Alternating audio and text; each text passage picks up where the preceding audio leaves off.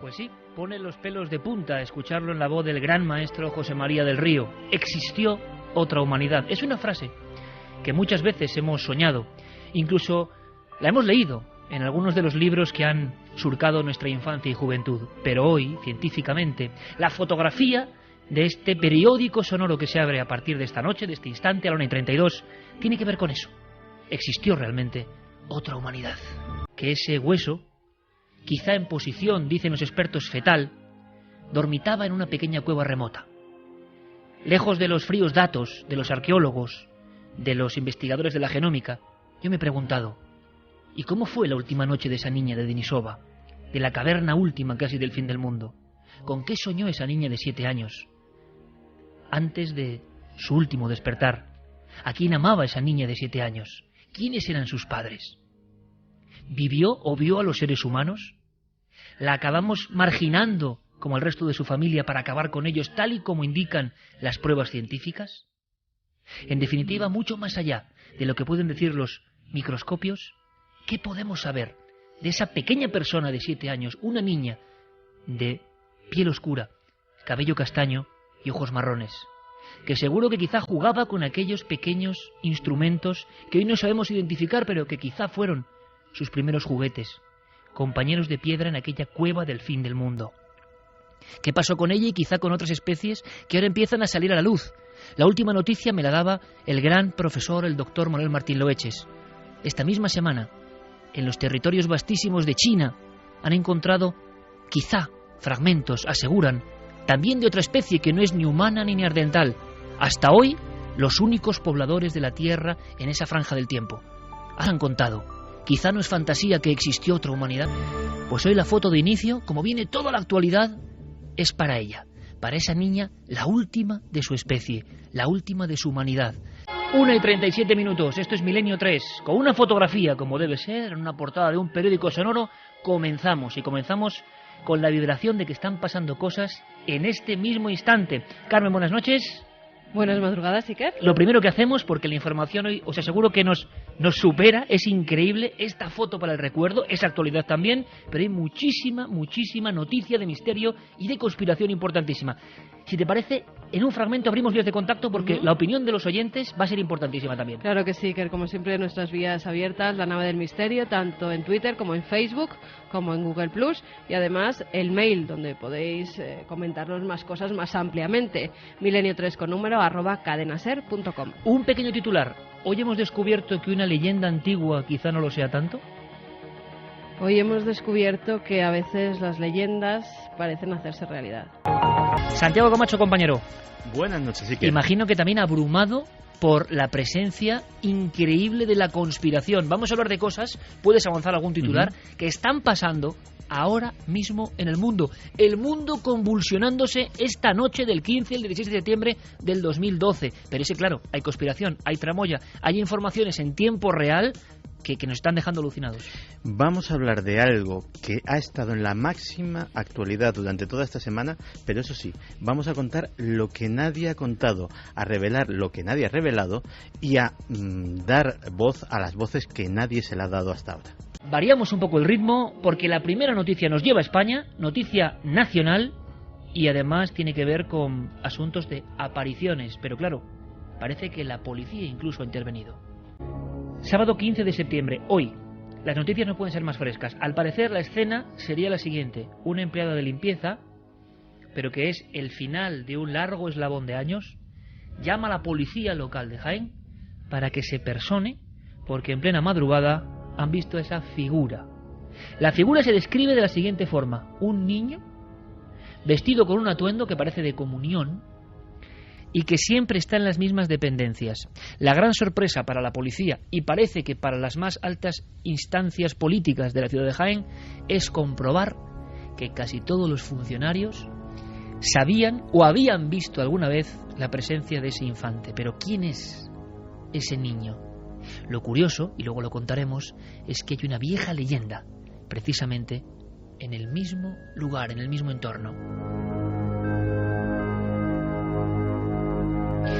También es curioso que esta semana y no otra, aunque eso todavía no podemos contarlo, hemos ido indagando en acciones de las fuerzas de seguridad del Estado, y fenómenos extraños.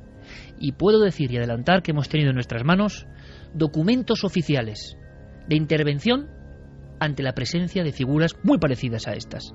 Pero esto ha ocurrido hoy, amigos. Hay muchos que piensan que los misterios son los de siempre. Nosotros no. Esto ha pasado hoy. Vamos a hablar de inmediato con el autor de esas líneas, qué está pasando, y ahora reflexionamos y opináis. Y por supuesto, repetiremos luego vías de contacto, porque si alguien en Jaén sabe algo, si alguien sabe algo, nosotros queremos ayudar incluso a los compañeros del Jaén y saber más, porque no es normal que haya una intervención policial confirmada por la presencia de algo muy gordo ha tenido que pasar dentro de ese inmueble para que intervenga la policía. Estoy hablando de ahora mismo.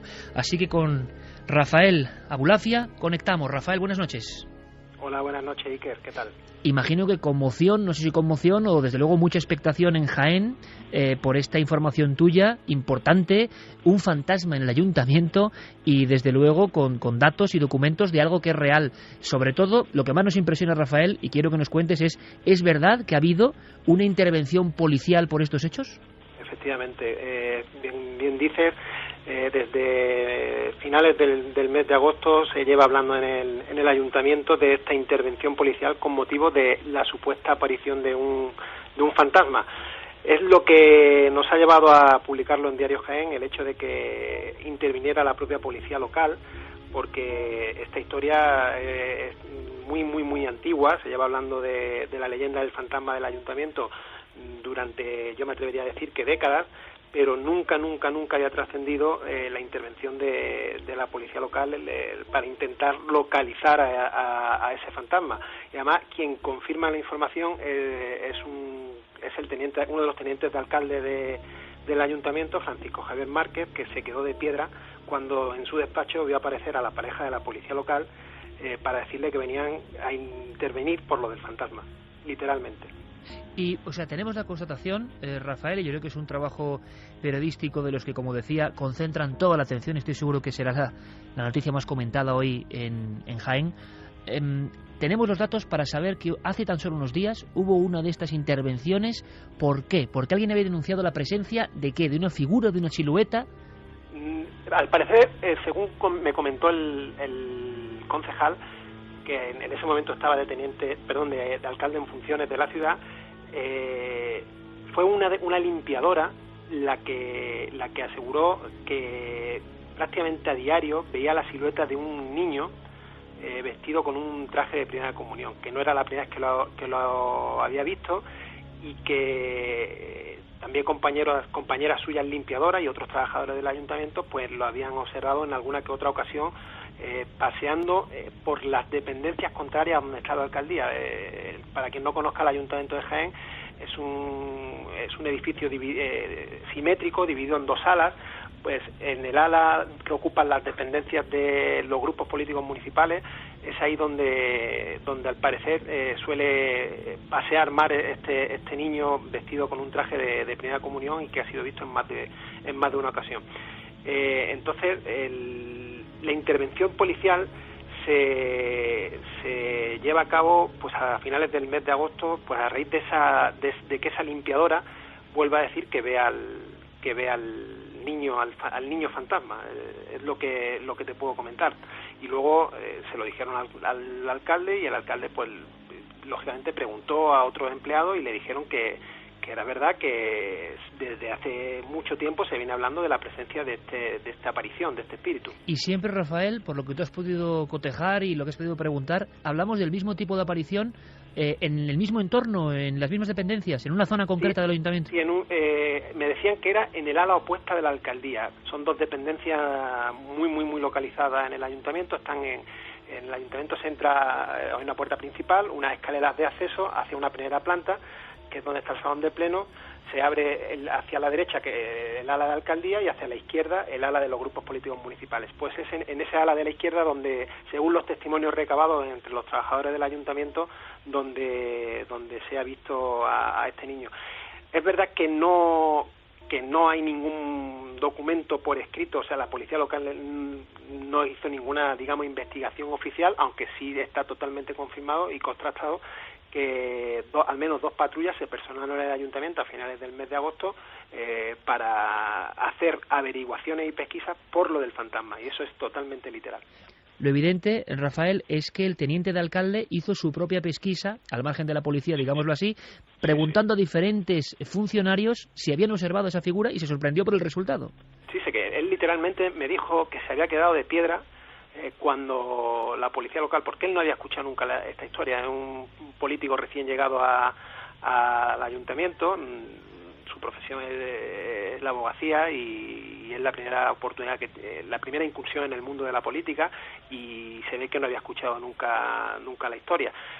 Por eso, cuando vio aparecer a la policía local y le comentó, los agentes le comentaron que venían por lo del fantasma y que habían sido requeridos por la limpiadora del edificio, es cuando él empieza a hacer sus propias averiguaciones, a hablar con otros empleados municipales, y es cuando estos empleados más antiguos en la casa le confirman que efectivamente no es la primera vez que algún empleado ha dicho ver a este niño por las dependencias municipales, por algún pasillo. Lo curioso de todo esto es el hecho de esa intervención policial.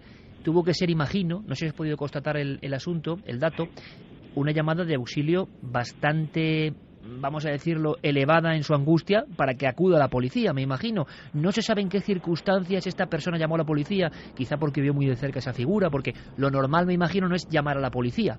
Claro, algo tuvo que pasar, ¿no? Claro, eso es lo que todavía no he conseguido averiguar, porque bien dices, lógicamente un hecho especialmente grave tuvo que motivar la intervención de la policía. Esta mujer no ha querido hablar, ¿no? No. Hacemos una cosa, Rafael, vamos a pedir incluso, con el eco que tiene el programa, ayuda si alguien sabe algo, si hay más testimonios, y quizá podamos hacer conjuntamente un interesante rastreo, ¿no?, de esta información, porque ¿sabemos algo del edificio, Rafael? ¿Alguna cuestión, digamos, histórica? ¿Tendría sentido que ese niño se apareciese allí? ¿Hay alguna historia dramática dentro de ese edificio que quizás se conozca en la crónica de Jaén o no? Sí se habla, no sé si para los que conozcan Jaén, el edificio del ayuntamiento, y si no lo digo yo, está en la plaza céntrica de Santa María, justo enfrente de la catedral y prácticamente al lado del obispado. Hay una leyenda que sí es similar y es muy conocida en el pueblo de Jaén, que dice que en el vecino edificio de la catedral está también cerrado un niño que está perdido por siempre jamás, y que también ha sido visto en más de una ocasión. Esa es una leyenda que precisamente ayer se comentaba en los pasillos del ayuntamiento, a raíz de que empezó es la comidilla del ayuntamiento, la aparición del niño de vestido de comunión en las dependencias municipales. Pues alguien ayer también me recordaba pues la leyenda del niño perdido por siempre en la catedral de Jaén, en la catedral de la Asunción. En una de las catedrales más asombrosas y más mágicas del mundo, sin lugar a dudas, la maravillosa catedral de Jaén. Bueno, pues seguiremos muy atentos y pediremos esa ayuda, y desde luego te damos las gracias, Rafael Abolafia, por este trabajo en Diario Jaén, por este reportaje que estoy seguro que será muy sonado y que quizá arroje alguna sorpresa. Intentaremos trabajar para saber qué ocurre con ese niño y qué pasó para que una leyenda, entre comillas, se convierta en llamada de auxilio a la policía. Sin duda hay algo apasionante por descubrir. Un fuerte abrazo, Rafael, y muchas gracias. Otro para vosotros, muchas gracias. Buenas noches. Milenio 3. Detrás del misterio. En busca de una respuesta. Cadena SER. Fueron otra cosa tiempo atrás. No es la primera vez, ni será la última, que edificios oficiales en nuestro país, que han tenido diferentes actividades en su interior a lo largo de los últimos siglos, no es la última vez que en el meollo, en el cogollo antiguo de las ciudades, algunas personas trabajando en edificios rehabilitados, seguramente coincidiendo con obras, describen, por ejemplo, la presencia de un niño. Pero ¿por qué un niño? ¿Qué quiere decir ese niño? ¿Qué es ese niño? ¿Una sugestión colectiva? ¿Una leyenda que se ha contado de unos a otros y que ha traspasado el umbral para convertirse en un miedo de alguna persona que trabaja, por ejemplo, sola limpiando?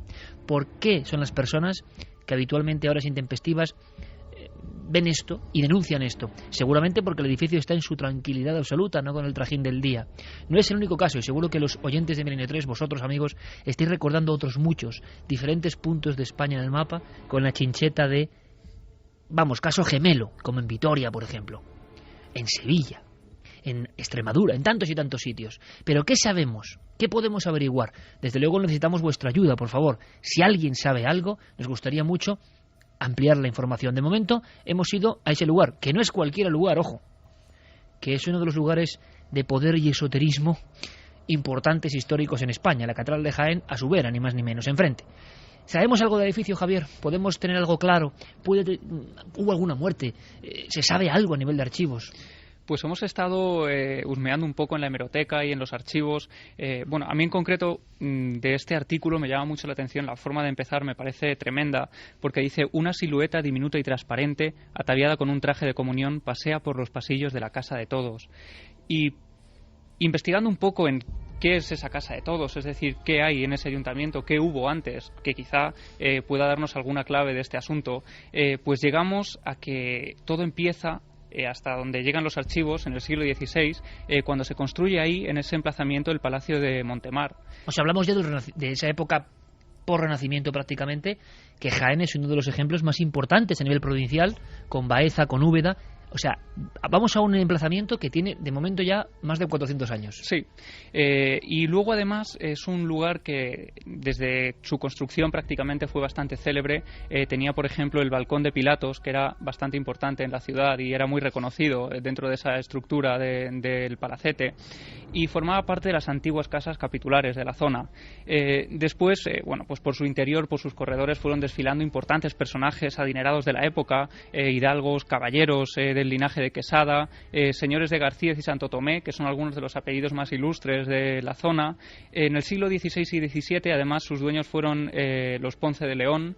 Y luego, posteriormente, en la Guerra de Sucesión, estuvo en secreto la Junta del Duque de Montemar, que presidía y estuvo emplazada en ese mismo lugar. Quizá ofrecemos todos estos datos porque quizá alguien pueda ayudarnos, ¿no?, en la familia de estos ilustres personajes. Después, ya posteriormente, fue un edificio para oficinas, donde se guardaron también todo tipo de objetos, se utilizó como almacenes, posteriormente como imprenta de periódicos del romanticismo. Y finalmente, a finales del siglo XIX, el edificio se tira por completo para construir lo que es hoy el ayuntamiento.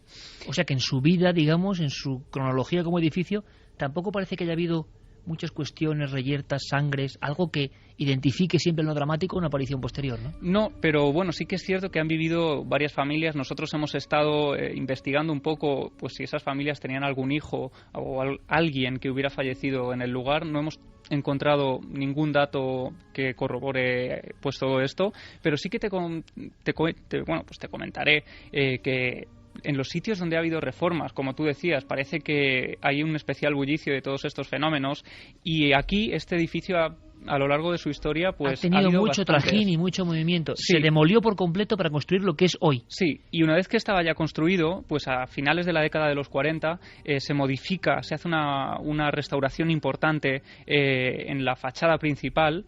Y luego, más recientemente, en el año 2010, se ha reformado el salón de sesiones y el techo de la escalera. Es decir, que ha seguido pues habiendo obras a lo largo de la historia, y quién sabe, ¿no? Pues por dar una teoría, es verdad que en otros casos en muchos casos ha ocurrido. Lo curioso es que los veteranos funcionarios, al parecer, hay que imaginar la escena, compañeros, que no es muy habitual, ¿verdad? El que interroga es el nuevo alcalde, teniente alcalde, o alcalde en funciones en ese momento. Interroga a los funcionarios después de la movida, entre comillas, con la policía. Que algo tiene que ver esa mujer para angustiarse de tal forma. Imaginemos las habladurías, las chanzas, las guasas. Uno a solas limpiando en un ayuntamiento, en un edificio. Como puede ver tanta gente ahora a la 1:57 que nos oye, y lo sé. Uno no llama a la policía a 2 patrullas porque sí, ¿eh? Llama porque debe estar muy asustado. ¿Qué ha pasado? Le han contado la historia del fantasma, se ha escondido alguien. Suena extraño, porque parece que todos los funcionarios en ese interrogatorio, vamos a decirlo así, confirman que vienen viendo esto hace décadas.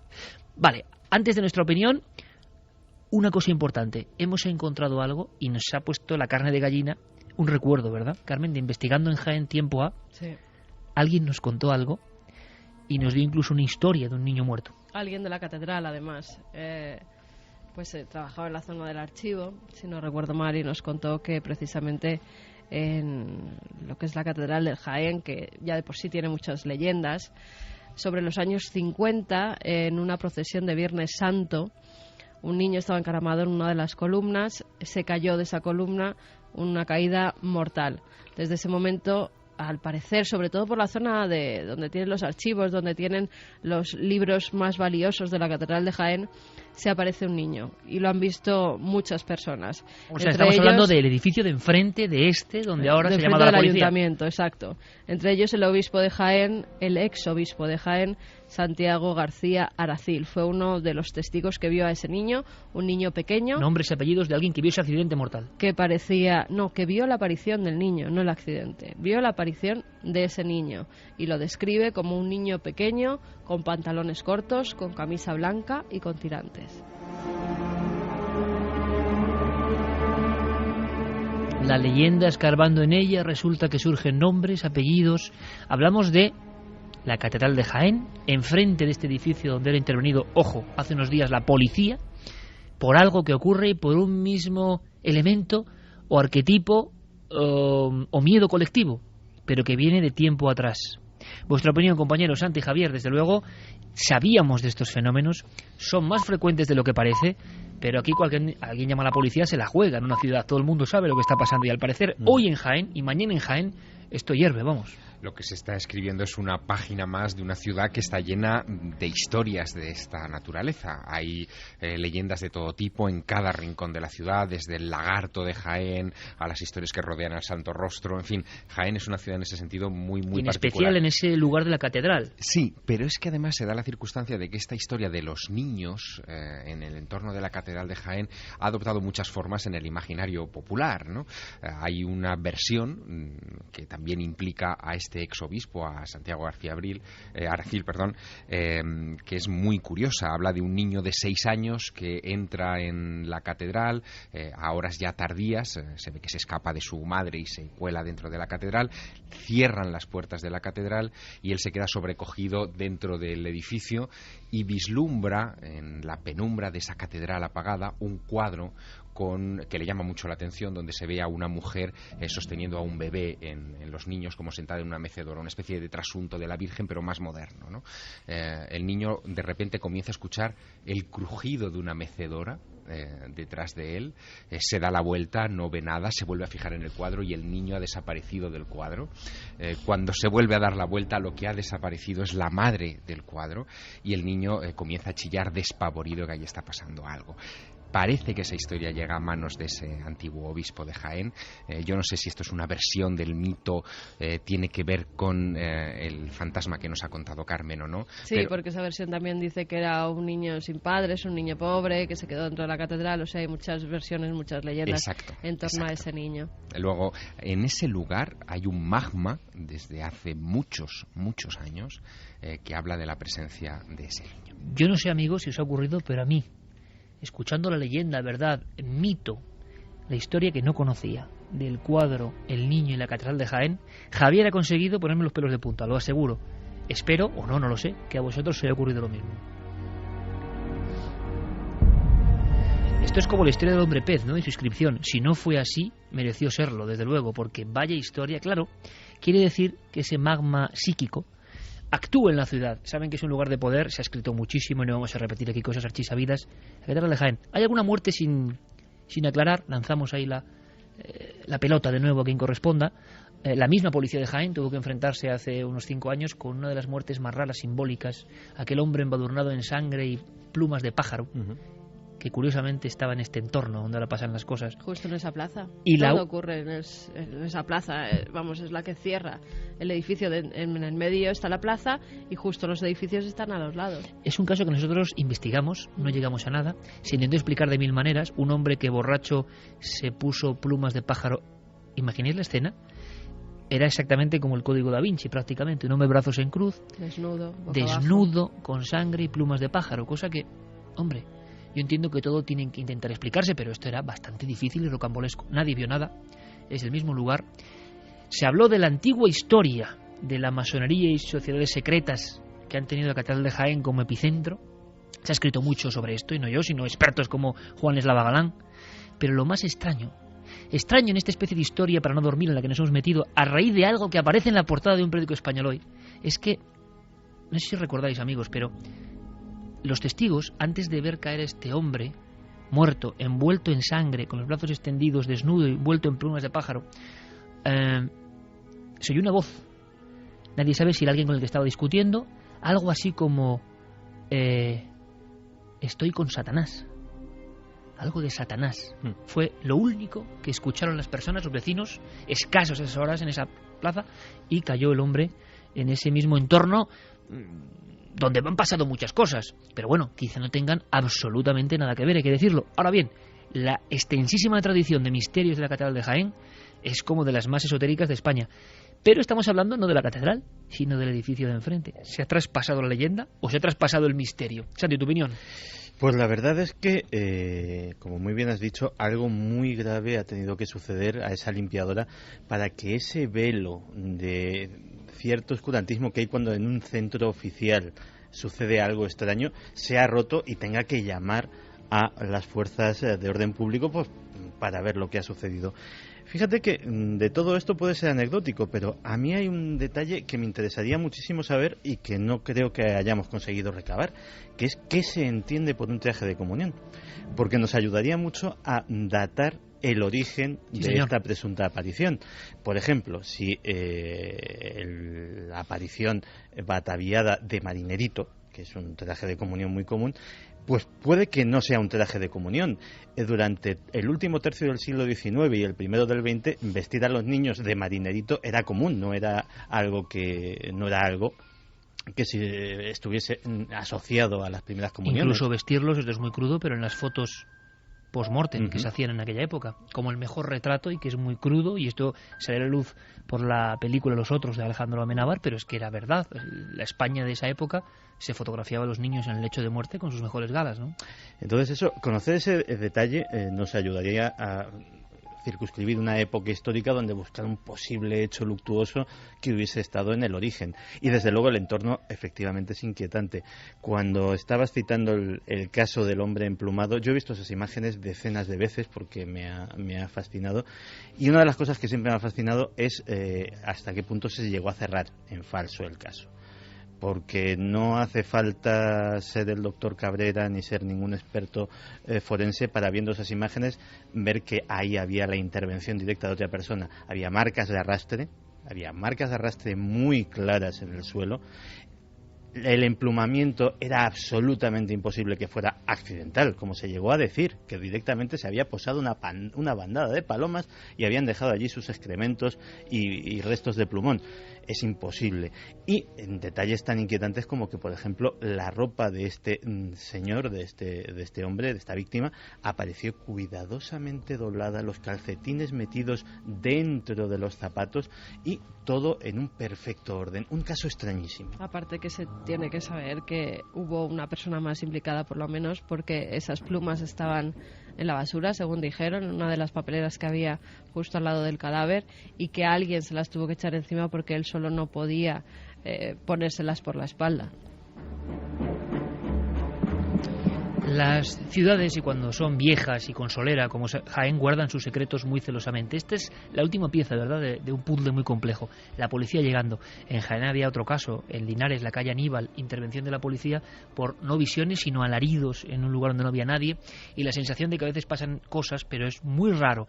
Y, bueno, casualidad o no, ha pasado justo en el mismo día de la emisión de este programa. Remarco ahora mismo con mi bolígrafo la portada del Jaén, sábado 15, la presencia de un supuesto fantasma asusta al ayuntamiento. No sé si sabremos algo más, si descubriremos algo más, pero es la muestra de que, a pesar del silencio general sobre estos asuntos, a pesar de que muchos quieran ver esto como cosas del pasado, temas recurrentes, esto sigue siendo actualidad, sigue apareciendo en las noticias, y nosotros, desde luego, vamos a informar de todo ello, porque el misterio con estos casos late, sigue vivo. ¿Por qué un niño? Un niño, desde luego, es el ejemplo más desgarrador, descorazonador. Tiene que tender todo esto a la tristeza más que al miedo. Cuando aparece un niño que quizá no haya vivido, o la imagen de un niño, pero sin duda también es la que más impresiona, la más contra natura. ¿Alguien sabe algo? Pues por el momento no. Silencio. Están opinando sobre las apariciones de los niños y de las obras y cuando pero nadie tiene datos. Nadie tiene datos sobre esa aparición. Hace también unos días salía a la luz otro caso de un niño fantasma, en este caso hasta tal punto que en una región de la República Dominicana, en Villatrina, la gente cuando empieza a anochecer ya no sale de sus casas por miedo a este niño fantasma. Estamos hablando también de ahora mismo. Estamos hablando de ahora mismo. En esa localidad, en Villatrina, ya son decenas los testigos que han visto una especie de niño que corretea, se le ve unos pocos segundos, incluso ha habido personas que han querido cogerle de la mano pensando que era un niño que estaba perdido y cuando han ido a hacerlo, ese pequeño ha desaparecido. Dicen que le han visto incluso volar o saltar, es un personaje como muy raro, unos le dicen que es un demonio, que es una aparición de un demonio que va allí porque les va a llevar un anuncio de alguna tragedia, de algo malo que va a pasar. Y muchos niños pequeños aseguran haber visto a ese personaje y tienen tanto miedo, tanto las madres como los niños, que cuando anochece se encierran en sus casas y ya no quieren salir. La policía ha ido a investigar ante las numerosas llamadas que se han producido de testigos y por el momento no se ha podido dilucidar qué o quién puede ser esta aparición fantasmal. Bueno, dejamos el caso ahí, Javier, nos ponemos a fondo y hacemos el llamamiento de que cualquier información verídica, con nombres y apellidos, va a ser interesante porque tú vas a recopilar toda la información. Sí, ahora mismo, desde luego, el llamamiento es vital para la investigación. Pues llamamos a la gente que trabaja incluso en el ayuntamiento, tenemos algunos contactos ya, desde luego la investigación está en marcha y cualquier dato que se nos pueda ofrecer ahora mismo pues puede ser investigado. Porque queremos saber quién es ese niño, si es que es un fenómeno extraño. Los casos siguen ocurriendo. Ahora vamos rápidamente con otra información. Giro radical. Está pasando también ahora mismo, es increíble, pero está pasando ahora mismo, aunque parece que todo empezó en una fecha muy concreta, 11 de septiembre de este año. Lo estáis viendo en las noticias. Quizá para muchos esto no sea misterio, pero creo que es uno de los mayores misterios. Hablamos de las conspiraciones, uno de los grandes cajones de desastre más poderosos. Es impresionante, por ejemplo, cómo en algunos países, del Islam, por ejemplo, está impregnando duro las teorías de conspiración. Vamos a hablar de todo eso. Es momento de adentrarse en esa historia no contada. Vamos a contar lo de casi nadie cuenta, valga la redundancia, de todas las revueltas que están ocurriendo ahora. Se habla de conspiraciones, se habla de financiaciones curiosas, se habla de servicios secretos, se habla de una especie de plan premeditado. Y al revés, tenemos que salir de dudas en este fragmento de nuestro dossier especial, de nuestra revista hecha de palabras. Así que vamos con lo que está pasando en la historia, que será historia dentro de unos años y que estamos viviendo ahora. Este es el momento del ataque al consulado de Estados Unidos en Bengasi, en Libia, en el que han muerto 4 miembros de la representación norteamericana, entre ellos el embajador Christopher Stevens. Horas de enfrentamientos entre la policía y los manifestantes en la capital tunecina, el escenario de la batalla campal. Las protestas en el mundo musulmán se extienden. El intento de asalto a la embajada de Estados Unidos en Yemen ha provocado la muerte de un manifestante. Otros 20 han resultado heridos. En el Cairo las protestas han sido constantes. Durante todo este jueves, la policía se ha enfrentado a los manifestantes lanzando gases lacrimógenos que eran respondidos con piedras y cócteles molotov. Estamos recogiendo información y estamos vigilando el asunto muy de cerca. Estamos decididos, tanto el Congreso como el Gobierno, a actuar contra estos tipos que han asesinado y herido a gente inocente. Pues una vez concluido el rezo, parece efectivamente que los enfrentamientos violentos han cesado, aunque todavía decenas de jóvenes se mantienen frente al cordón policial que sigue. Bueno, en estos momentos la situación es un poco complicada porque hay varias marchas que están yendo, según nuestras noticias, por el centro de la ciudad hacia la Embajada de Egipto.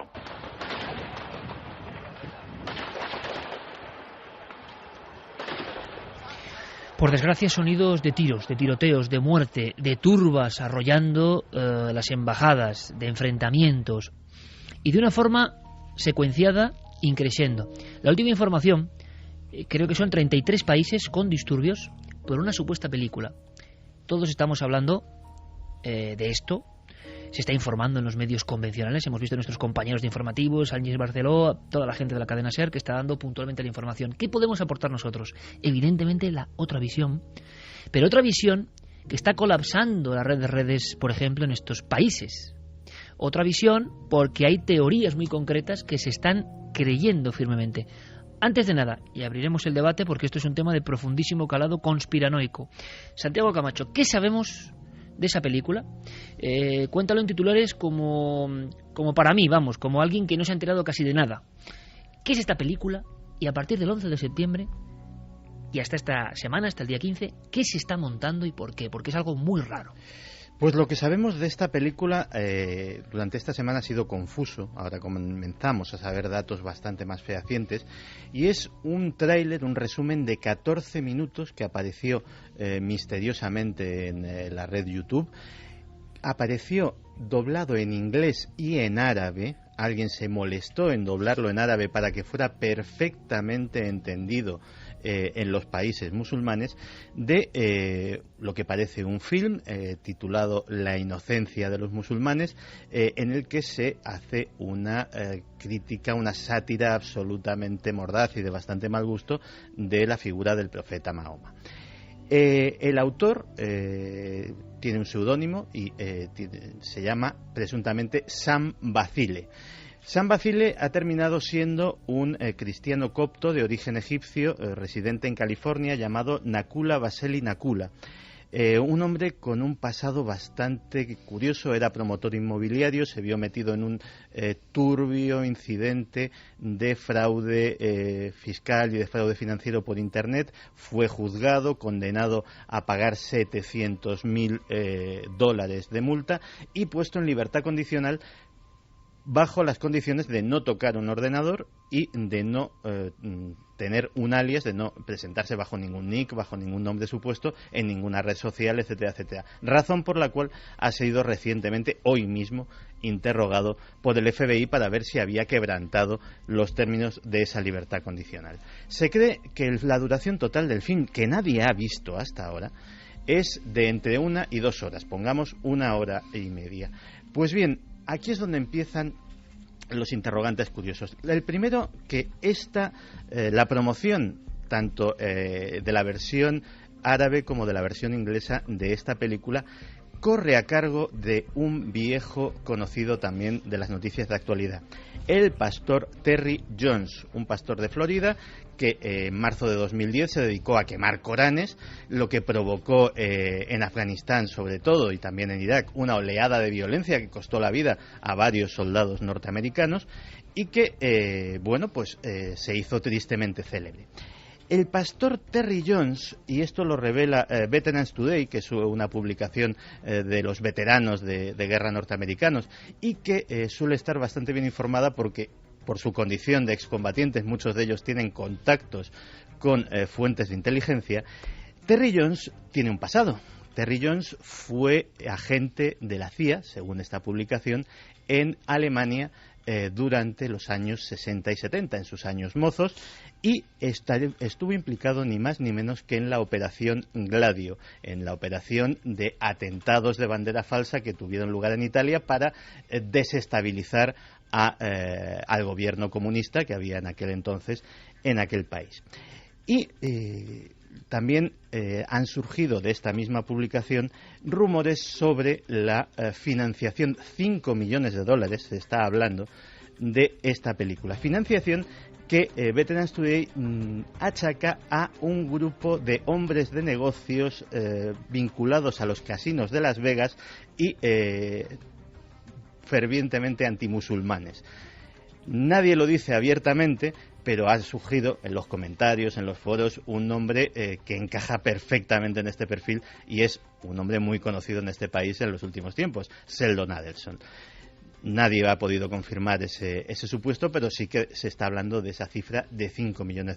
En titulares, Santi, ¿qué dicen los foros conspiracionistas o conspiranoicos? No quiere decir que lo digamos nosotros, siempre tengo que hacer esta afirmación que parece ya absurda, ¿no? Pero bueno, ¿qué se dice ahora mismo aquí y qué se dice allí? A nivel de la red, a nivel de fotografías, porque se empieza a hablar de una operación. En un bando y en otro, de alguna forma, si podemos hablar así, se habla de una operación orquestada, no de algo que ha surgido porque sí, ¿no? Sí, hay tanto a un lado y a otro del Atlántico se está hablando mucho de lo que sería una operación de bandera falsa, de que es una provocación abierta para o bien enrabietar a los elementos más radicales del islamismo de estos países, a su vez para provocar una reacción norteamericana o para justificar una reacción norteamericana o un apoyo a Israel en futuras acciones, pongamos, contra Irán, o directamente pues a este lado del Atlántico. Los medios musulmanes, muchos lo tienen muchísimo más claro y creen que directamente lo que está haciendo Al-Qaeda o los grupos salafistas cercanos a esa órbita es directamente agarrarse a cualquier clavo ardiendo, por pequeño que sea, para montar disturbios y hacer gala de su poder. Lo que está claro es que la película ha generado un impacto impresionante. Miles y miles, cientos de miles de personas con disturbios y una sensación casi como que había pasado ya, pero de cresta, de enfrentamientos importante, y la sensación, Javier, de que un simple vídeo, 14 minutos en YouTube, colgados ahí de una forma un poco extraña, pueden provocar todo esto, que no deja de ser una nueva forma también de guerra psicológica, ¿no? No me gustaría creer que detrás de todo esto lo que hay son las intenciones de este pastor que nos estaba mencionando antes Santiago Camacho, Terry Jones, por impulsar su candidatura, que creo que este es un dato interesante, a la presidencia de los Estados Unidos. En estos momentos se está, en fin, debatiendo quién va a ser el que va a ocupar el salón oval de la Casa Blanca, y uno de los candidatos independientes más grises, con menos proyección hasta el momento en esa carrera presidencial, porque iba por un partido independiente que él ha creado en torno a su propia iglesia en Florida, es este Terry Jones.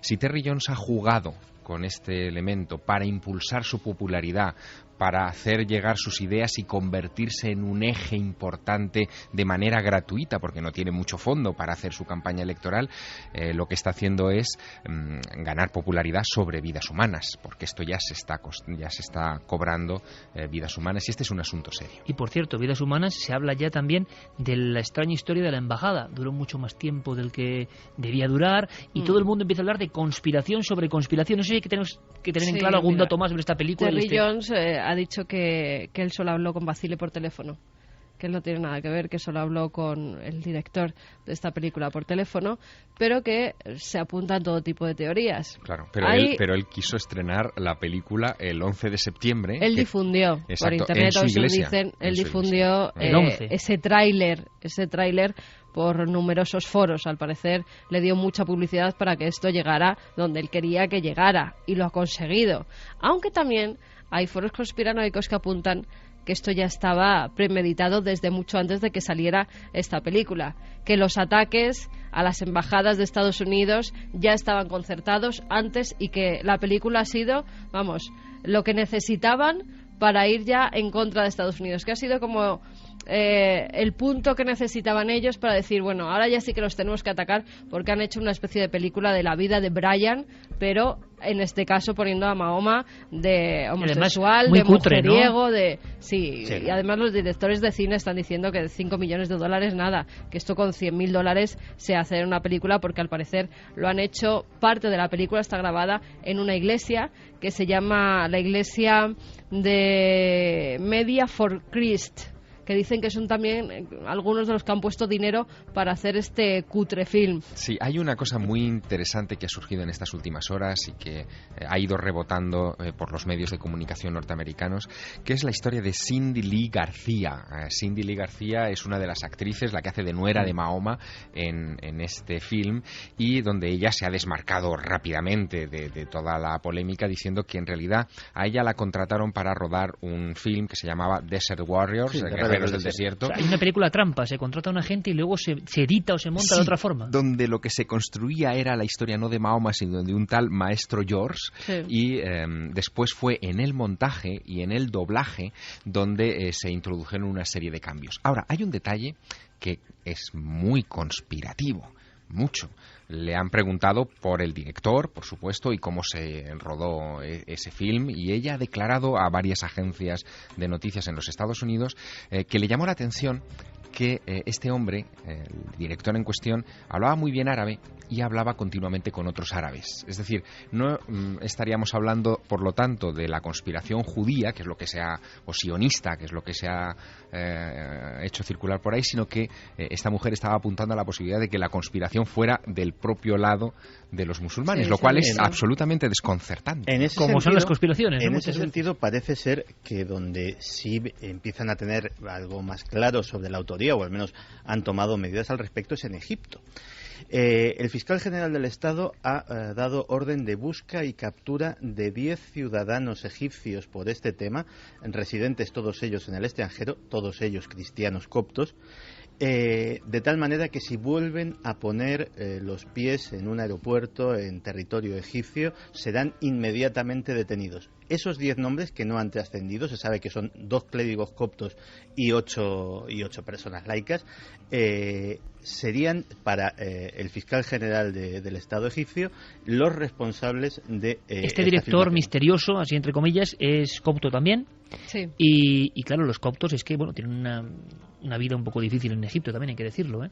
Les queman las iglesias y les apalean cada 2 por 3. Ha hecho algunas declaraciones al Wall Street Journal, por ejemplo, Sam Basile, el seudónimo de este director de cine, diciendo que el Islam es un cáncer, que lo que ha hecho es un film político y no religioso. Pero vamos, que sí que es... Es perfectamente consciente de lo que iba a ocurrir, ¿no? Totalmente. Hay que recordar, y aquí hemos hablado, la historia aquella de las viñetas, hicimos un programa sobre misterios del Islam y algunas de las representaciones de Mahoma, gráficas, poquísimas, porque claro, es una religión, una creencia iconoclasta. Quien hace esto no lo hace como una broma. Lo que iba a cosechar no iban a ser risas. Se sabía perfectamente por qué se hacía. Claro, hay un detalle, de todas maneras, que es también muy desconcertante en toda esta historia. Cuando hemos investigado el momento en el que se colocó este tráiler de 14 minutos en YouTube, hemos visto que estas imágenes están en la red desde el mes de julio. ¿Por qué estalla todo el asunto el 11 de septiembre? Y la película está hecha desde hace ya muchos meses. Es más, la actriz que nombrabas antes decía que los castings se hicieron en el mes de julio del año pasado y que empezaron a rodar en septiembre del año pasado, con lo cual... Vamos a escuchar un documento así un poco también de ley de la conspiración, que es lo que maneja Santiago Camacho y lo que se está comentando, porque es sorprendente. Es Enrique Vicente, nuestro colega y compañero, que da algunos datos simplemente, ¿no? Y que, claro, a uno lo dejan pensativo. Escuchamos, Javier. Valoración, adelante. Me gustaría equivocarme y deseo profundamente equivocarme, pero a mí todo esto me huele a un plan coordinado. Mira, no sé si parte de ese plan será la película que no sabemos siquiera si existe, porque solamente se han visto algunas imágenes que hay en internet y que es realmente desdichada, mal hecha, infame y que merece todas las reprobaciones. Afortunadamente ya han detenido al supuesto autor de la película, con lo cual para mí está descartada la hipótesis que algunos plantearon, que detrás de todo esto, que estalló el 11 de septiembre, no lo olvidemos, cuando se cumplía 11 años del 11 de septiembre, que detrás de todo esto había comentaristas que decían que podía estar la mano de la CIA. En ese sentido, creo yo, descartado. Pero claro, había otros que decían que podía estar el Mossad. Si esto corresponde a un plan, la cosa me huele mal. Ahora, yo confío en equivocarme. Bueno, esperemos esa equivocación de nuestro amigo Enrique de Vicente. Has podido hablar con Isabel Pisano, que acaba de entrevistar precisamente a otro de los personajes fundamentales en todo este mundo de la conspiración, el presidente de Irán.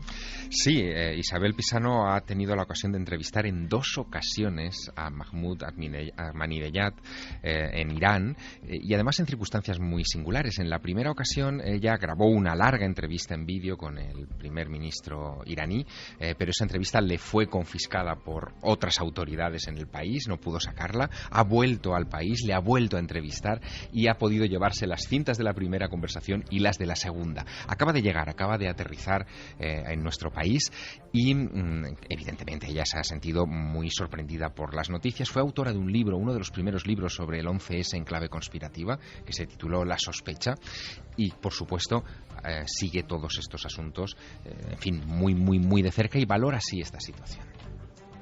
Yo no creo que en esas circunstancias, en un país invadido como ha sido Libia, en Benghazi, que yo no creo que no estuviera súper custodiado. Esto es un trabajo perfecto de unos servicios secretos que todos conocemos, que son aliados de los Estados Unidos.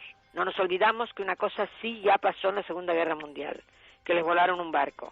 No nos olvidemos que el asalto a la bahía de Tonkin fue falso. No nos olvidemos que todo lo que dicen es mentira. O sea, los árabes, esto es una provocación directa al mundo islámico. Vamos a seguir esa senda, la senda del extraño comportamiento en ocasiones del presidente de Irán, porque es uno de los que se ha convertido en fundamentales en el mundo de la conspiración. Hemos visto ya muchos presidentes que han soltado teorías e historias que antes solo se podían ver en los artículos de Santi o en sus foros, ¿no? Pero a nivel mundial era raro el impacto que podían tener. Por ejemplo, la eterna historia que tú incluso has seguido en los páramos de Soria de los ladrones de nubes, ¿no? Pues ahora el presidente de una potencia como es Irán ahora mismo a nivel de armamento, habla de ladrones de nubes, de conspiración, o sea, poco menos que dentro de poco vamos a salir con presidentes hablando de chemtrails y cosas parecidas, ¿no? Como siga esto así. Vamos a valorar esto con una información de nuestro compañero Carlos Cala, él la locuta, él os informa y esto acaba de ocurrir también.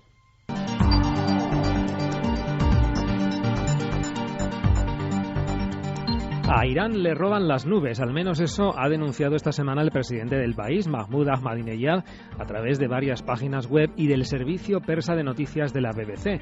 Su denuncia parece que se dirige contra Estados Unidos e Israel, ya que, según el mandatario, sus enemigos dispondrían de una tecnología capaz de hacer nubes, exponiendo a toda la región a una devastadora sequía. Los enemigos destruyen las nubes que van hacia nuestro país, pero Irán ganará esta guerra, ha declarado Ahmadinejad. Lo curioso es que estas sospechas del presidente no son algo aislado. En lugares como China o incluso en España se han dado denuncias similares contra ladrones de nubes. Pues el asunto de ladrones de nubes, Santiago, Javier, era un poco, ¿verdad?, de forteano, o sea, de cosas absolutamente increíbles. Ahora presidentes hablan de eso y de una especie de guerra en la sombra. Sí, desde mi punto de vista, la historia de los ladrones de nubes en realidad arranca en los páramos de Soria, como tú muy bien decías. No podía ser en otro lugar. No podía ser en otro lugar, donde, oye, el tema parece broma, pero en el año 95 el juzgado de instrucción número 2 de Soria instruyó un sumario de 7.000 folios. 7.000 folios sobre los ladrones de nubes. Exacto, con denuncias de 80 pueblos del norte de la provincia de Soria diciendo que avionetas fantasma sin identificación, cada vez que aparecía una nube en la zona del Moncayo, entraban en esa nube, la deshacían y les privaban de lluvias y por lo tanto generaban una crisis ecológica en esa zona importante. Yo estoy seguro que amigos y amigas esta noche tienen que escribirnos porque ese tema de ladrones de nubes en diferentes lugares del campo español es que ha sido un clásico, claro. Además, allá donde vamos, allá que nos hablan de chemtrails, ¿eh? Sí, y bueno, eso sería la versión 2, ¿no? Esa es la versión la nube tóxica, exacto, de alguna forma, sí. y otros los que se llevan la nube. De todas formas, Ahmadinejad puede no estar tan errado, ni muchísimo menos. El domingo pasado, el Sunday Times publicaba una información en la cual el titular era bastante impactante. Decía que Israel estaba en condiciones de mandar a la edad de piedra de una sola atacada a Irán en caso de una guerra. Pero mandarlo a la edad de piedra, ¿cómo? Pues a través de las armas de pulso electromagnético que ya habrían desarrollado los científicos israelíes y que podrían detonar en la atmósfera de Irán y directamente bloquear, destruir todo su equipamiento eléctrico y efectivamente mandarlos de repente, de un segundo para otro. ¿A la prehistoria? Sí, a la prehistoria, porque ni coches, ni tendidos eléctricos, ni ordenadores, ni absolutamente nada que tenga el más mínimo circuito eléctrico se salvaría de este ataque de pulso electromagnético. Santiago, esto pone los pelos de punta porque las armas de pulso electromagnético se pueden describir de otra manera mucho más comprensible y es detonar un artefacto nuclear en la atmósfera. Así es como está en todos los protocolos de las armas atómicas descrito el asunto del pulso electromagnético. Claro, un poco que vio la mujer de Lot también en la antigüedad, ¿no? Sí, exactamente. Una especie de explosión de origen desconocido. Solo que hasta ahora nadie se ha atrevido a pulsar el botón nuclear. Llevamos muchos años de Guerra Fría, parece que la superamos, pero en estos momentos hay que considerar y hay que recordar que hay muchos países con la bomba atómica. Tenemos allá Pakistán, por ejemplo, que posee armas nucleares, tenemos Israel, que posee armas nucleares. Si cualquiera de estos países, o Estados Unidos o Rusia, por supuesto, detonaran una bomba nuclear en la alta atmósfera, las consecuencias de un pulso electromagnético no solo dejarían a oscuras a Irán, sino probablemente a muchos países del entorno, incluido el propio Israel. Es decir, es muy difícil controlar un pulso electromagnético. Estaban hablando de algo menos radical, es decir, de no utilizar armamento nuclear, sino directamente el prototipo lo desarrollaron hace muchos años los norteamericanos y supongo que ya estará bastante más desarrollado. Se trata básicamente de una gigantesca, o más que gigantesca, muy potente bobina de Tesla impulsada por un explosivo convencional. De tal manera que efectivamente se generan voltajes gigantescos durante una fracción de segundo, pero absolutamente suficientes para destruir ese equipamiento. Vamos a ver algo más de, Santi, si me permites, de ese presidente tan extraño para el mundo de la conspiración, que ha soltado esto de una especie de guerra secreta que se está manteniendo y que parece propio de los libros de fantasciencia de los años 70. Guerra secreta, guerra al margen de todo lo conocido, donde por ejemplo hay ladrones de nubes y armamento que ni imaginamos. Enrique de Vicente nos hacía ese perfil rápido de este hombre que está pues en el epicentro de todas las noticias y precisamente en este instante con esa especie de manipulación o no de fondo y esas revueltas que estamos viendo en tiempo real. Ahmadinejad no es un dirigente al uso. Es un hombre que desde muy joven tiene unas convenciones revolucionarias islámicas muy profundas. Se llegó a decir incluso que participó como revolucionario Basayi en la toma de rehenes en la embajada en el año 1979 y ha tenido una carrera política paralela a su fe religiosa en el momento mesiánico que vive el mundo y que vive Irán, muy importante. Entre otras cosas ha sido, siendo un hombre del pueblo, de familia humilde, ha llegado a ser, y con una formación académica técnica, ha llegado a ser alcalde de Teherán y aprovechó su mandato para construir una gran avenida desde la estación de tren, que es la avenida del Mahdi, es decir, la avenida del Mesías, por la que el Mesías que esperan los musulmanes chiíes, como es la mayoría del país de Irán, cuya cercanía, cuya llegada está próxima. Ciudadanos de las tinieblas.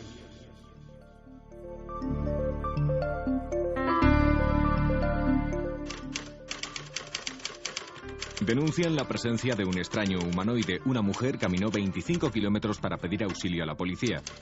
Un ser de aspecto humanoide causa el pánico en Rivadavia. Los habitantes coinciden al decir que se trata de una especie de mono gigante de olor fétido. Aseguran que un ucumar dejó sin habla a un pescador. La víctima, un técnico farmacéutico, está desconocido, quebrado, extraviado y lloroso.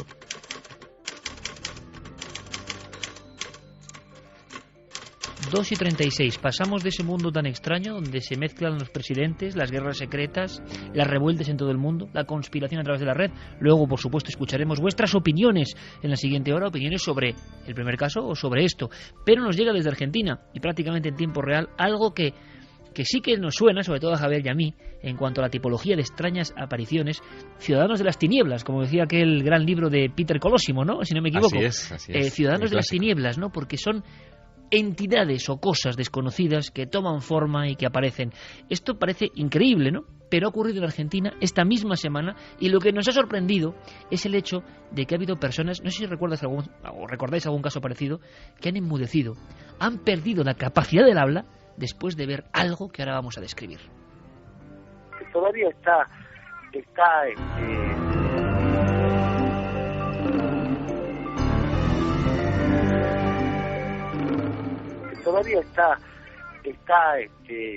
digamos, enferma, no se recuperó, no ha recuperado el habla, todavía está, no puede articular bien, digamos.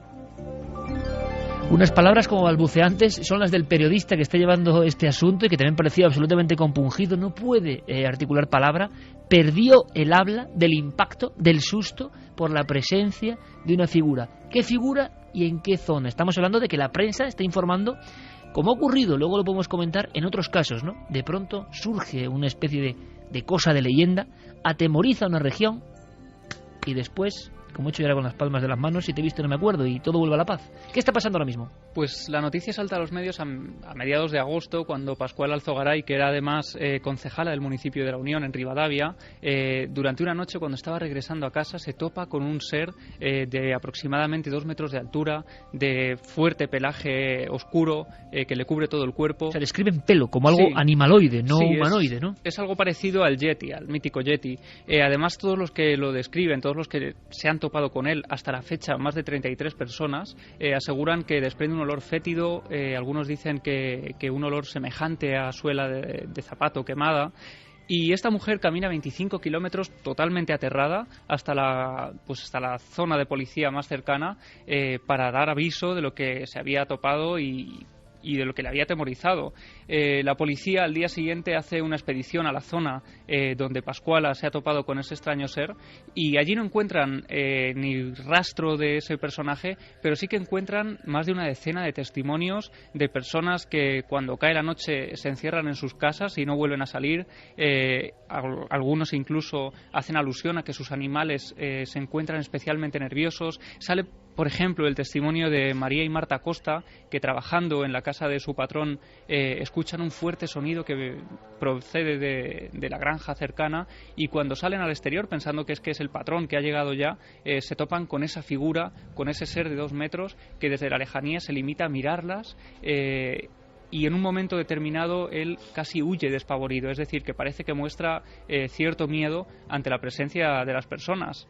Diferentes testimonios. Yo no sé si recordáis algún caso en la casuística de alguien que haya sufrido tal impresión que haya perdido el habla. Yo ahora mismo no recuerdo, así a bote pronto, algún suceso, sí, de gente que ha estado en cama, gente que ha enfermado, gente que prácticamente ha muerto después de nuestras apariciones. Y el concepto Ciudadanos de las Tinieblas le pega que ni pintado, porque estamos recordando el caso de la barriada coruñesa de Penamoa, una figura muy parecida. Año lo que 87, si no recuerdo mal. Que estamos viendo casi algo como un animal. Se habló de un gorila, un mono escapado de un circo. Contra el que se disparó. Se llegó a disparar, exactamente. Uh-huh. Y hay otros casos parecidos. En esa zona de Argentina ha habido algunos casos similares, pero es como una leyenda que surge, que se convierte en realidad, que asusta por algún motivo, y tipo Mothman, ¿no? Sí, pero no solamente en Argentina. En Estados Unidos, lógicamente, se ve eclipsado por su primo de muchísimo más tamaño, que es el Bigfoot. Pero los nativos americanos, de varias tribus y de varios estados, tienen la leyenda del Pahuachi. El Pahuachi, fíjate, la pequeña estatura, el pelaje, la fetidez de su presencia, todo eso coincide perfectamente con esta leyenda que está separada miles y miles de kilómetros, pues al norte del continente americano. Y curiosamente estos pahuachis, incluso ya te digo que procedentes las leyendas de tribus que no han tenido contacto históricamente entre ellas y que son de ramas raciales muy distintas, muchos de ellos coinciden en que suelen llevar un orbe de luz entre las manos con el que de alguna manera asustan e incluso, quién sabe, pueden llegar a enmudecer a aquellos que los ven. Actualmente, en estos días, no se ha atrapado a la figura, no se sabe absolutamente nada de ella, no se ha dejado huellas, están los testimonios, el susto, pero ni nada más. No, de momento, además hablábamos con Miguel Escalante, el periodista del Tribuno, que está llevando a cabo la investigación y que está firmando las crónicas desde Argentina, y él nos contaba que en esta próxima semana, se va a organizar ya una batida, porque incluso la propia policía ha hecho declaraciones a los medios diciendo que están deseando atrapar al lucumar, porque ya todos están prácticamente convencidos por la descripción de qué es ese animal, de qué es el lucumar, y efectivamente ha habido casos, un rastreador de la zona, un cazador experto en huellas, que rastreó uno de los lugares de las apariciones y consiguió dar con una huella. La huella él la describe como una huella de pie humano, de unos 40, digamos, de una talla 40, y que en el talón es especialmente gruesa, se ensancha, o sea, es mucho más ancha que en un pie humano. Por la profundidad, él dice que debe pesar unos 100 kilos y bueno, desde luego es sorprendente. El caso de Mario Reynoso, que es la persona que quedó completamente enmudecida tras su encuentro con él, sigue así. Y lleva 2 semanas prácticamente sin articular palabra. El testimonio que él ha ofrecido a los medios, a sus familiares, ha sido a través de dibujos y de frases que él ha ido escribiendo en algunos papeles. Su padre salió en los medios a cara descubierta, un importante farmacéutico de la zona, diciendo que en el momento en el que su hijo recobrara el habla estarían dispuestos a contar absolutamente todo lo que él aseguró ver esa noche. Y para que te hagas una idea, esto es algo casi anecdótico, pero que dice mucho del calado que está teniendo la noticia, no solo en Argentina, sino en Estados Unidos. Había un vecino, Tenley Randy Lee, que había escuchado todas estas historias y se le ocurrió salir a la carretera disfrazado de Ucumar para atemorizar a los conductores que pasaban por esa carretera de Kalispell. Pues efectivamente, imagino que lo que estás pensando dio lugar a un titular que es: se disfrazó de Ucumar para asustar a automovilistas y murió atropellado. En fin, casi nos hemos quedado. Esto es como. Hay que tener cuidado porque a veces son y es que está pasando en Estados Unidos. Claro, y están pasando en Estados Unidos. También. Está pasando en muchos sitios. Personas que se están disfrazando de Yeti, de zombie también. De zombies ya ni te cuento. Y que están intentando asustar a la gente. Para grabar. Hay un vídeo además de zombies que es buenísimo, de un tío que se disfraza de zombie y empieza a asustar a gente. En YouTube ha tenido numerosas visitas porque de verdad la gente se iba corriendo. Había algunos jugadores de baloncesto, pero tiarrones, además de color, negros, que estaban jugando y que huían despavoridos hasta que uno de ellos se les enfrenta y se dan cuenta de que es un tío disfrazado y le pegan una buena paliza. Hay que tener cuidado con estas cosas porque las pantarujas antiguas que en España se hacía, que eran esa especie de fantasmas que se disfrazaban, ¿verdad? Y lo que tenían era un lío amoroso y se hacían pasar por fantasmas para que no descubrieran ese lío de faldas. En este caso se están disfrazando de animales míticos para asustar a la gente y, como bien dice Javi, en muchos casos acaba en tragedia porque uno que se disfrazó de Bigfoot acabó atropellado por una niña de 15 años. Además, el coche lo conducía una jovencita que estaba haciendo prácticas, no lo vio porque se confundía además con el bosque y el Bigfoot pues le salió caro disfrazarse de ese animal porque acabó muerto en la carretera. Animal humanoide extraño. Sí, Javi. No, es un poco la versión moderna del caso que contamos aquí de la Cruz del Fantasma, ¿no? Que se dio en algunos sitios, sobre todo de Castilla-La Mancha, y que una persona se disfrazaba de fantasma y acababa muriendo asesinado por su propio padre, que era el policía del pueblo. Pues es un poco lo que está ocurriendo ahora mismo. Por el ansia de grabar vídeos que a veces son muy burdos y que varios ya han acabado en tragedia. Ojo, fue tragedia. Quiero que conozcáis algo, va a ser la columna de esta semana, la va a lanzar al aire, casi poéticamente, imagino, Javier Sierra. Es el recuerdo de un amigo, pero de un amigo, él lo conoció, interesante, un héroe y también un hombre que tuvo que ver con los misterios. Su funeral, esto es un poco obituario, ha sido esta misma semana. Antes, y también en Estados Unidos, ha habido algo que es, dicen, milagroso. Fue una tragedia, el inicio, una tragedia de la que Santiago Camacho tendría que decirnos algo, igual nos cuenta algo. ¿Os acordáis de aquel? Es que lo que es tremendo, y me doy cuenta ahora, es cómo olvidamos todo. Estamos en un proceso de deshumanización, alienación, saturación de mensajes para no enterarnos de nada, y que cualquier tragedia nos da igual a los 2 días, que esto uno empieza a pensar si no es una conspiración de verdad, para convertirnos en seres con corazón de hielo. Claro, pasan tantas cosas que ya estamos en lo siguiente. Y hay cosas sobre las que no se reflexiona. ¿Os acordáis de aquel individuo, por llamarlo de alguna forma, que apareció en Denver vestido de Batman y tiroteó y mató a no sé cuántas personas? En titulares, Santi, porque nos va a contar Carmen algo sorprendente. ¿Qué ha ocurrido? Es como la otra cara. También hay a veces una cara buena dentro de la tragedia, o sorprendente, sobre todo, o milagrosa. Se ha dicho en los foros de conspiración también, y podremos ahondar en esto otro día, Santi, pero al menos para poner esa guinda, que también se pensó en este asesino del Batman, de alguna forma, como no ser un perturbado, ¿no? Por lo menos en los foros conspiranoicos se habló de algún tipo de plan o de manipulación mental, también salió en los medios. Sí, de hecho cada vez es muy recurrente, cada vez que surge un asesino de masas en Estados Unidos, fenómeno que desgraciadamente, y no hay más que ver lo que sucedió en Noruega, está dejando de estar circunscrito al país en el que nació para extenderse por todo el mundo, pues sí que se hacen multitud de alusiones a casos de experimentos de control mental, etcétera, etcétera. Realmente yo no lo creo.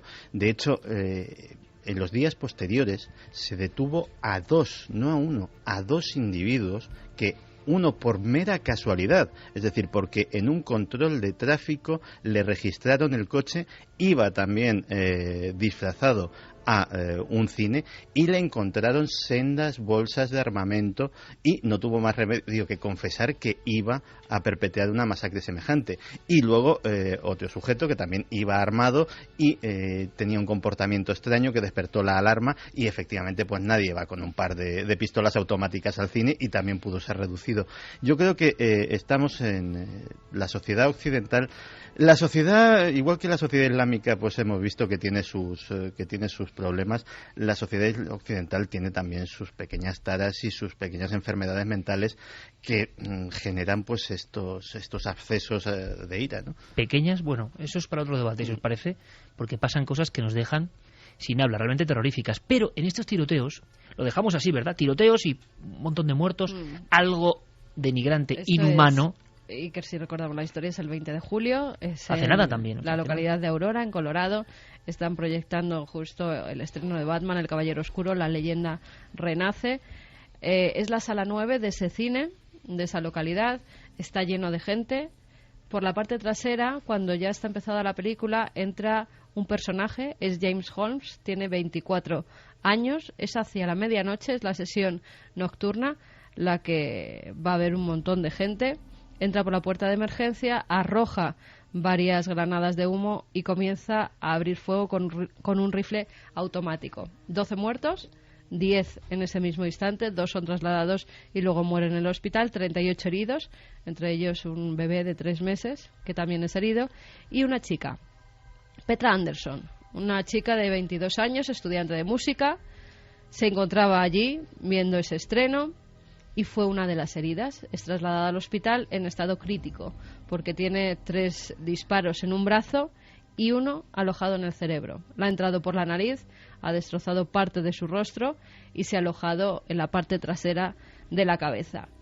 Cuando llega al hospital es intervenida durante 5 horas. Los médicos ya anuncian a los familiares que es muy difícil que sobreviva porque, claro, una bala atravesando el cerebro, imagínate lo que puede hacer. Puede tocar todo tipo de nervios y cualquiera de esos 1 milímetro más a un lado o a otro puede acabar con su vida en cualquier instante, o por lo menos dejarla tetrapléjica, parapléjica, ciega, de todo. Cuando la están interviniendo, los médicos se dan cuenta de que el cerebro de Petra tenía una anomalía que es la que la salva la vida, y no se lo podían creer. Los propios médicos que empiezan a operarla dicen que eso no puede ser. Un pequeño canal de fluido que atraviesa su cráneo desde la parte delantera hasta la parte trasera. Y la bala justo hace ese recorrido.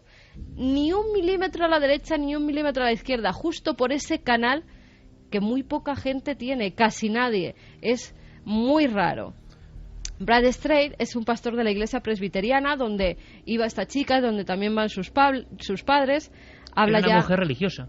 Sí, era una mujer que, bueno, acudía a misa normalmente con su madre, que estaba enferma de cáncer, tenía un cáncer de mama, y entonces pues la familia estaba bastante unida precisamente también por la enfermedad de la madre. Y este pastor habla de gracia prominente, dice que Dios la hizo ya con ese defecto porque sabía lo que iba a pasar, sabía que iba a entrar la bala y que se iba a alojar ahí, que iba a seguir ese camino. Bueno, habla de caso milagroso, pero es que los médicos también hablan de auténtico milagro. No se explican cómo ha podido entrar una bala por la nariz, cómo ha podido seguir totalmente ese líquido, un túnel biológico, exactamente, y cómo no ha podido, del tamaño de la bala, y cómo esa bala no ha podido desviarse, sino que se ha quedado ahí atrás y se acabó, y por eso se lo han podido extraer y ella se ha recuperado perfectamente. Es que hay una cosa que tampoco han tenido en cuenta y que hace mucho más milagroso el asunto. O sea, aunque no haya tocado nada vital, Una bala, cuando atraviesa un fluido, está sometida a un efecto físico que se llama cavitación. La cavitación es que cuando un objeto a gran velocidad atraviesa un fluido, genera burbujas que en un entorno cerrado lo que hacen es expandirse y generar daños. O sea, muchos de los daños por herida de bala, sobre todo de los daños cerebrales en el caso de balas alojadas en el cerebro, no es tanto por el agujero de la bala, sino por los daños de la cavitación. Pues que estos daños también hayan sido mínimos hace aún mucho más milagroso el caso. Hemos oído casos de historias de medallas, como aquella del Papa famosa de Fátima, que desvió una bala en un momento clave, en un momento dramático, pero nunca un caso de este nivel. Hemos preguntado al doctor Loeches. Exactamente, hemos preguntado al doctor Manuel Martín Loeches, de la Universidad Complutense de Madrid. El gran experto en neurociencia. En el cerebro, y él nos explica qué puede ser ese canal y por qué es milagroso. Es un caso curiosísimo. Desde luego no es un milagro, es una auténtica casualidad, ¿no? Pero es bastante curioso. La bala ha pasado directamente por un canal, por un tubo, que ese es el defecto que tenía esta chica, una especie de tubo que se había formado en su cerebro y que casualmente tenía la misma trayectoria que la bala. Entonces no le ha dañado ninguna parte de su cerebro, de hecho ella se encuentra bastante bien. Por eso, porque ha pasado la bala por una especie de tubo que se ha formado, que no es normal, a partir de una cobertura que tiene nuestro cerebro, que son las meninges, por un defecto que ocurre en muchas personas, en bastantes personas, no se le ha cerrado bien esta cobertura, se le ha hecho una especie de canal y casualmente pues la bala ha pasado por ahí. Claro, el canal podría haber tenido cualquier forma, cualquier dirección, y casualmente ha sido, en el caso de esta chica, la trayectoria es justo la de la bala. Entonces, bueno, puede ser un milagro, sí, pero desde su punto de vista, claro. Puede ser un milagro, sí, dice el doctor Loeches, y afirmaba, ampliando la información, que nunca había visto nada ni semejante en radiografías, y eso que ha visto cosas. Claro, ha visto a gente hasta con medio cerebro, que no lo sabían, y que veía y que vivían como una persona completamente normal. Con medio cerebro. Con medio cerebro. Y que es normal, que lo ha visto más de una vez, pero que un canal como esto, yo le preguntaba, ¿y un canal como esto lo has visto? Y me dijo, no. Javi, último apunte, como apunte. Se habla ya, y ampliaremos eso, a raíz de estos hechos, de Batman como película maldita. Nueva película maldita moderna. Sí, algunos medios ya le han dado ese marchamo que se le dio a películas como El Exorcista, como Poltergeist. Hay que recordar que en el estreno de la anterior película de la saga se produjo la muerte prematura de Heath Ledger, de ese actor que encarnaba al Joker, ¿no? Y la muerte fue un poco extraña también en la habitación de un hotel. Y finalmente, ahora, con el estreno otra vez de esta siguiente parte de la película, de la saga, y con este asesino de Denver, pues parece, algunos medios así lo dicen, que es una de esas sagas malditas. O película gafada. Vamos a hacer una cosa, como quedan ya pocos minutos, luego vamos con testimonio, y luego vamos con esa sección rompedora, créalo o no. Hubo muchos votos a favor y en contra. Resolveremos la historia y plantearemos otra incógnita. Solo lanzo una cuestión: programa español censurado. Javier, todo tuyo. Vamos a poner una música bonita de fondo, porque es el obituario, como ocurre, qué bonita es esta música de Evangelis, como ocurre en todos los periódicos. Y el personaje que se ha marchado quizá al otro lado es un personaje para la historia. Pasarán siglos, milenios, y recordaremos su foto, su imagen, su huella. Esta semana el mundo ha contemplado el magnífico edificio gótico que se encuentra en el centro de Washington DC y que se conoce como la Catedral Nacional. Pocos saben que hay una vidriera en ese edificio que tiene engastada una pequeña roca lunar, un fragmento de los 382 kilos de piedras que se trajeron las naves Apolo en sus misiones entre el año 69 y 72 de la superficie de nuestro satélite. Y debajo justo de esa vidriera se ha oficiado el funeral de Estados Unidos por su héroe perdido este verano. Falleció el 25 de agosto, su nombre es Neil Armstrong, fue aquel hombre que dio un pequeño paso para el hombre, pero un salto de gigante para la humanidad, y que para los brahmanes de la India probablemente acometió una de las mayores hazañas concebibles para nuestra especie, equivalente al Gilgamesh de la famosa epopeya sumeria. Y es que, según los brahmanes, en la India es donde reposan las almas de los muertos, así que Armstrong pisó la luna, quizá el territorio de los muertos, pero hizo algo que nadie había hecho antes, y es volver para contárnoslo.